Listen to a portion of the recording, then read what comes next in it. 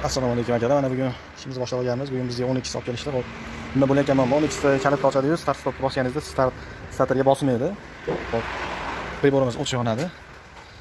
Mana ko'rishing mumkin. Mana tormozda bosdik. Start stop. Mana shu holat. Bo'ldi, starterga bosilmaydi. Mana ko'rinib ko'ramiz. Starterga bosmayapti. Xo'p, endi buni hozir starterni yechib ko'ramiz. Xo'p, starterda muammoga o'xshayapti. Ba'zilarda relaylarda hamma yo'lda to'kib bor. Starterni yechib video davomiga qo'yib yuboramiz. Bo'lgan holatlarni kuzatib boring. Akalar, hozirgi boshlagan 12simizni bu holasiga bitkazib oldik.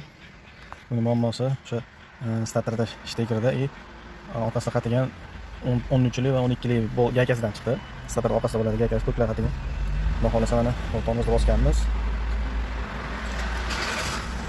Xudo xolasa ishlarimiz chiroyli bo'lib ketdi. Kimga shunaqa xizmatlar kerak bo'lsa, aloqaga chiqib olasizlar. Xudo xolasa ishlarni chiroyli qilib bitkazib beramiz. O'chiramiz.